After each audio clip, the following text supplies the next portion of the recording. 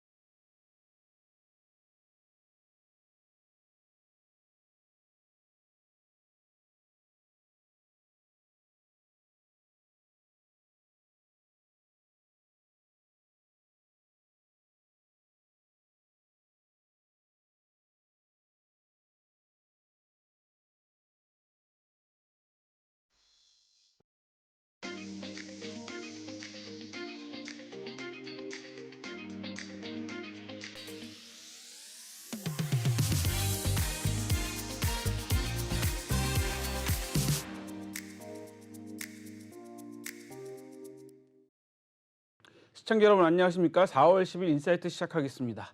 윤석열 정부가 긴축 재정을 천명했지만 한 해의 나라 살림을 보여주는 관리 재정 수지가 지난해 117조 원의 적자를 기록했습니다. 나라 빚도 급증했다고 하는데요. 국가 채무는 1067조 7천억으로 역대 최고치를 기록했다고 합니다. GDP 대비 비율도 49.6%로 역대 최고치랍니다. 2018년까지만 해도 680조의 GDP 대비 35.9%였는데 확장 재정과 선심성 현금 살포 정책의 적자와 나라 빚이 눈덩이처럼 불어나고 있는 상황입니다. 이런 상황에서도 하반기 경제 전망은 어둡기만 하니 걱정이 됩니다. 그런데 내년 총선을 앞두고 재정 지출을 늘리자는 정치권은 무슨 생각을 하는지 참 답답하기만 합니다. 그래서 오늘은 이런 정책 이야기를 좀 해보려고 합니다. 그래서 오늘 특별히 좀 모셨습니다. 한국공공정책개발연구원장이신 황종석 박사님 모셨습니다. 박사님 안녕하세요. 예, 안녕하세요. 네, 반갑습니다. 제가 정부 나라 부채 얘기, 빚 얘기했잖아요. 네. 제가 어느 뉴스를 보니까 뭐 하루에 1억씩 늘어난다는데 그 하루 1억이 아니라면서요? 하루 1억이 아니고요. 네. 1분의 1억이 되겠습니다. 아, 빚이 1분의 1억씩 늘어나는 우리나라 거예요? 빚이 1분의 1억씩 늘어난다. 대단한 거죠. 2067조라고 그러니까 좀 어마어마한 빚인 것 같아요. 예, 그렇습니다. 네. 자, 오늘 처음 나오셨는데 우리 그 공공정책개발연구원님 또 어떤 데인지 또 우리 황 박사님은 또 어떤 일을 하셨는지 소개 좀 부탁드리겠습니다. 예, 알겠습니다. 저는 이제 서울시 중랑구에서 이제 36년 동안 이제 공직 생활을 했습니다. 공직 생활을 마치고 우리 지역에다가 사단법인 한국공공정책개발연구원을 설립해서 각종 지방자치단체의 지역 발전과 주민 행복을 위한 정책 개발 연구 사업을 하고 있습니다. 이 밖에도 또 저희가 대학에서도 저 경북대학교 경문교수로 있는데 대학에서 강의를 하고 또 각종 공공기관에서 자문위원으로도 활동을 하고 있습니다. 예. 아하, 그러시군요. 제가 오늘 황 박사 원장님이라고 안 하고 황 박사님이라고 좀 호칭을 해야지 좀 좋을 것 같아요. 감사합니다. 예. 황 박사님이 36년 공직에 근무하셨다고 하는데요. 주로 어떤 분야에 근무하셨어요? 요즘 보니까 젊은 분들도 뭐 공직에 많이 좀 나가려고 그러고 뭐 여러 가지 있던데 주로 어떤 분야에 근무하셨습니까? 예, 저는 이제 지방 행정의 어떤 다양한 분야에서 근무를 했습니다. 그래서 특히 이제 총무, 감사, 기획, 뭐 예산, 그다음에 교육, 문화, 복지, 교통 등 뭐 의회 다양한 분야에서 했고요. 이제 주요 부서는 이제 뭐 기획예산과장이라든가 또 복지정책과장, 그다음에 건설교통국장, 그다음에 의회 사무국장 이렇게 뭐 다방면에 좀 걸쳐서 근무를 했습니다. 아하. 그러니까 제가 그러니까 보니까 이 원래 그 공무원들은 이렇게 한 2년, 3년 계속 부서를 옮겨야죠. 예, 그렇습니다. 아하. 그 제가 보니까 주로 이제 서울에서 근무하셨잖아요. 예, 예, 서울에서 예. 근무하셨는데 이 사실 그 관심 분야가 어떤 거세요? 관심 분야하고 사실 근무하는 분야가 좀 다를 수도 있잖아요. 왜냐면 어쩔 수 없이 이제 계속 2, 3년 단위로 부서를 옮겨야 되는 분야가 있기 때문에 제일 관심 있던 분야는 어떤 분야세요?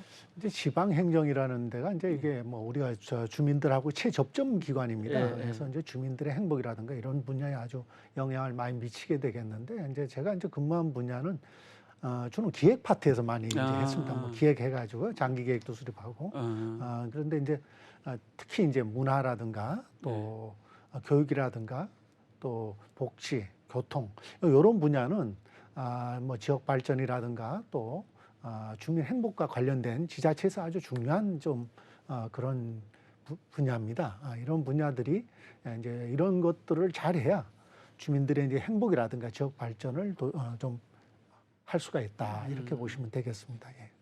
아하, 그렇군요.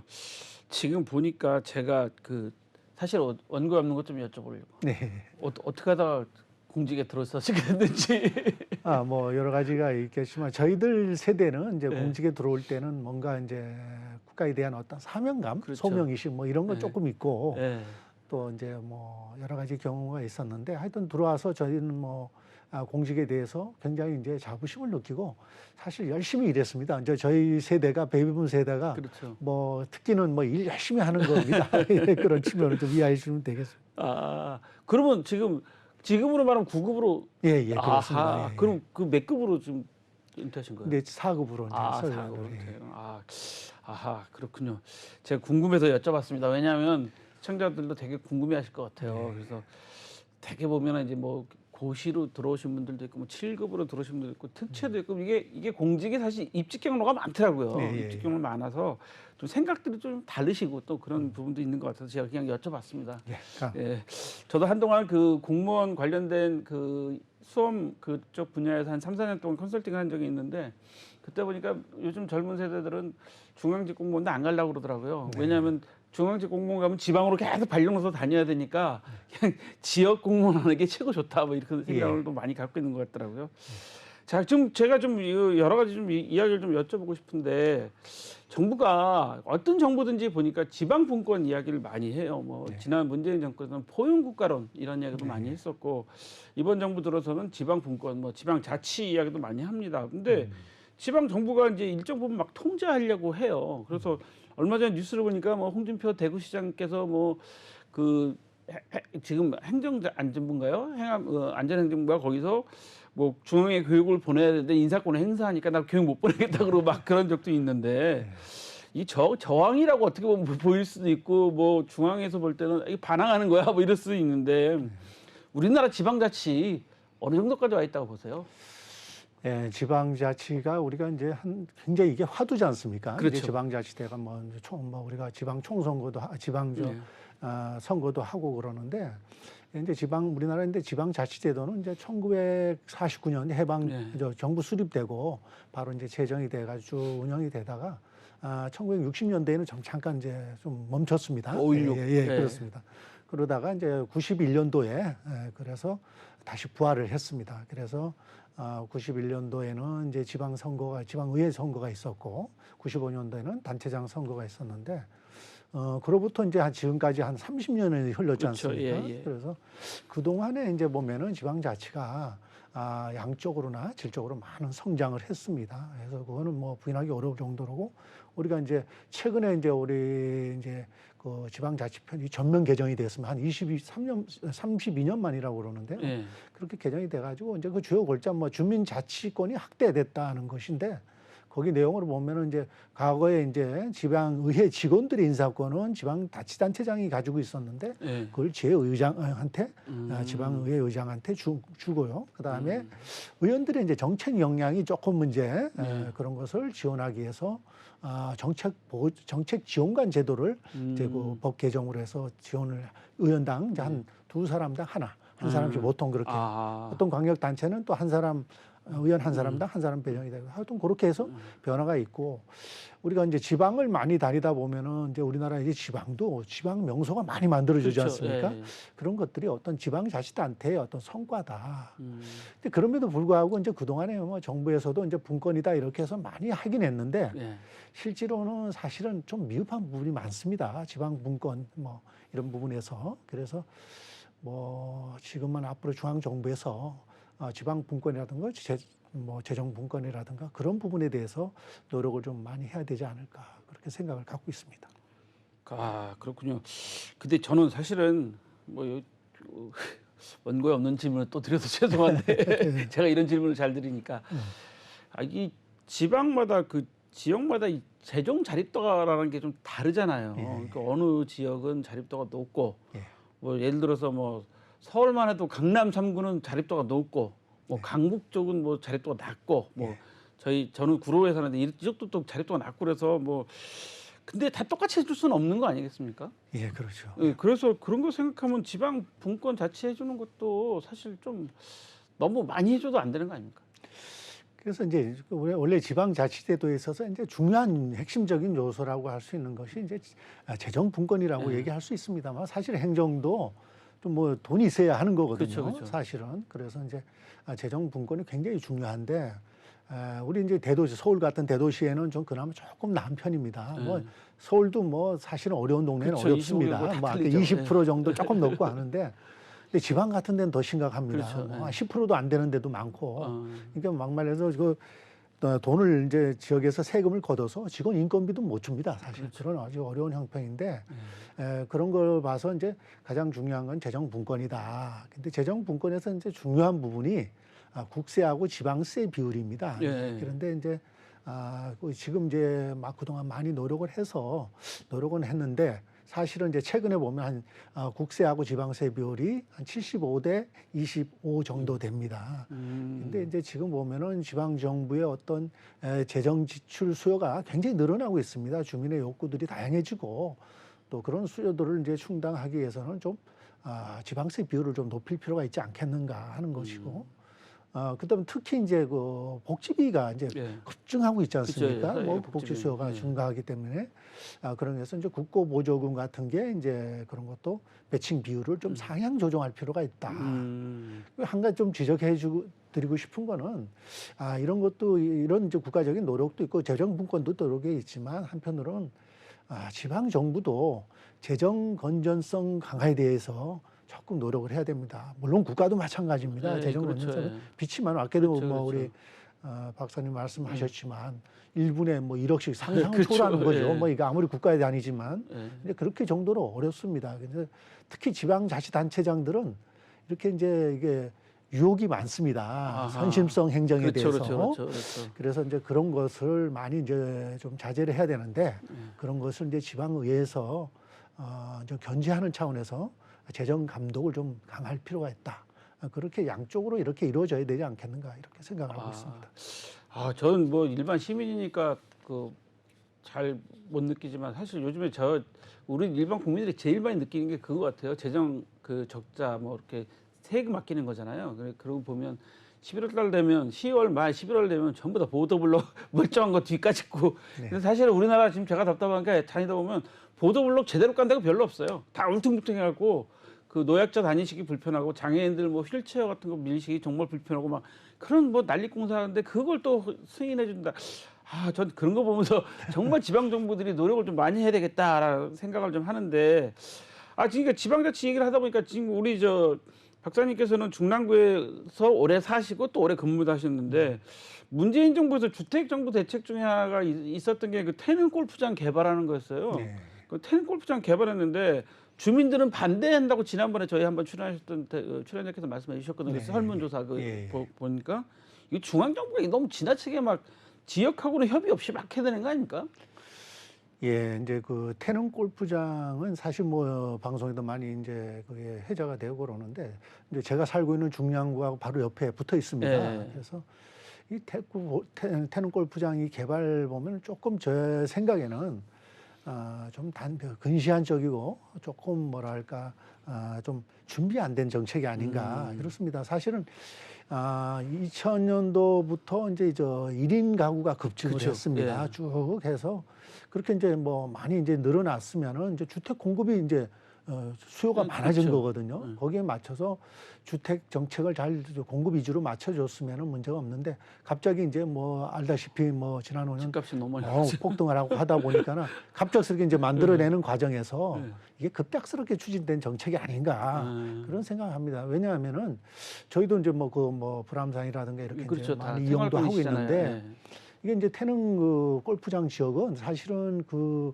한 수백 년 된 뭐 소나무부터 해서 수목도 많고 또 생태 습지도 있습니다. 그 안에. 그리고 바로 인접해서는 세계 문화유산인 저 태릉 강릉도 있습니다. 그래서 이쪽 지역은 이제 문화적으로나 생태적으로도 굉장히 보존 가치가 높은 지역입니다. 이런 지역은 좀 사실은 이런 사전에 좀 지역 여건이라든가 환경이라든가 주민의 이제 의견이라든가 이런 것을 충분히 고려해서 정책이 투쟁돼야 되는데 그런 부분이 좀 아쉽습니다. 그래서 이거는 좀 철회가 돼야 되고 좀 중단되지 않겠는가 하고 좀 말씀드리고 싶습니다. 아하, 태릉 지역이 거기 노원구죠?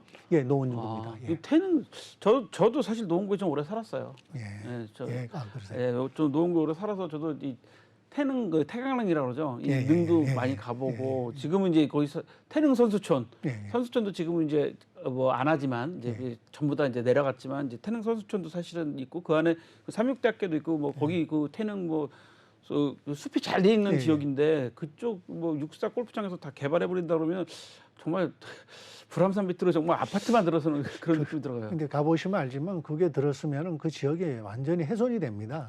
그리고 우리가 이제 이거 아파트 한번 지어지면은 그 복원하는 거는 거의 불가능하다고 보시면 될 겁니다. 그게 그래서 그 길 하나 사이로 이제 세계문화유산도 그렇죠. 있고 그 안에 이제 생태습지라든가 여러 가지 환경적으로 보호 가치가 많은데 그런 거에 대해서 진지하게 좀 성찰해보고 거기에 대해서 사실 이거 급작스럽게 추진된 부분이 있거든요. 그래서 이건 좀 추진이 중단이 되거나 취소가 됐으면 하는 바람입니다. 예. 아, 맞아요. 지금 말씀하신 것 중에 1인 가구 많이 늘어났잖아요. 한 35% 넘나요? 그렇죠. 35% 이제 지역마다 조금 차이가 있는데 대부분이 한 30%가 넘어갑니다. 30%. 예.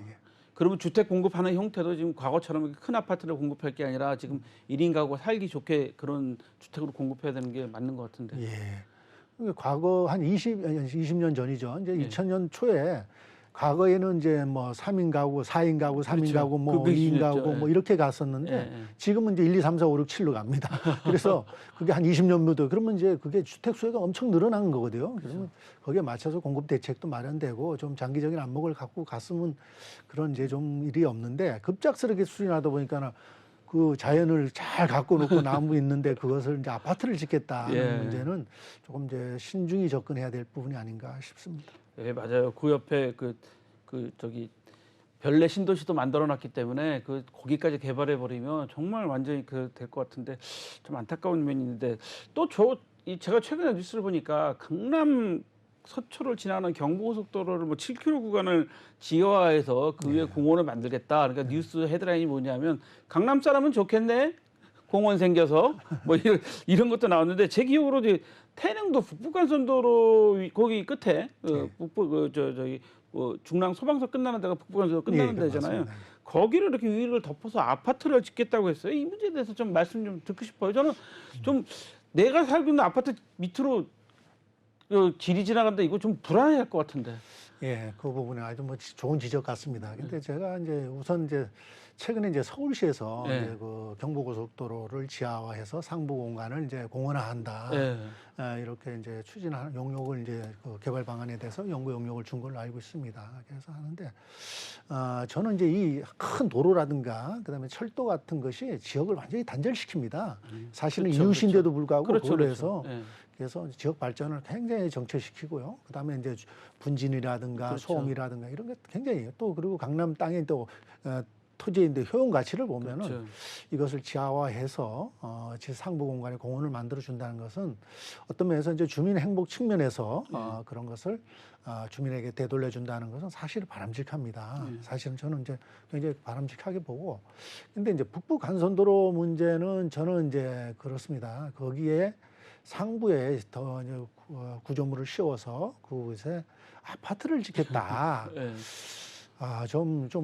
이거는 저는 그 부분에 대해서 이게 또 너무 좀 접근이 잘못됐다. 좀 이거는 신중한 접근이 필요한다. 그 지역을 가보시면 알겠지만, 이제 중랑구나 이제 그 서울 동북부 지역은 좀, 뭐 이렇게 인프라가 없습니다. 이제 이렇게 특히 이제 구로나 이쪽은 그래도 이제 벤처 단지도 있고 한데 그렇죠, 그런 게 그렇죠. 이제 없고 한 실정인데, 이런 지역에 대해서는 좀 뭐랄까, 좀 이 서울 동북부에 이제 그 신성장 동력이 이제 맞아요. 필요한 지역입니다. 이런 것을 통해서 이제 어떤 좀 벤처 단지를 조성한다든가 이렇게 해서, 왜냐하면 그 주변에 이제 시내 차량 기지도 있고 그쵸. 그 주변에 그다음에 그린벨트도 그 가운데 있습니다. 그래서 이런 것들에 대해서 또 좀 광역적이고 좀 종합적인 어떤 이런 개발 방안을 이렇게 만들어 주는 것이, 크게 어렵게 도로 위에 구조물을 해서 올리는 게 아파트 1000세대를 짓는다는 거거든요. 그래서 그런 문제가 있다. 이거는 이제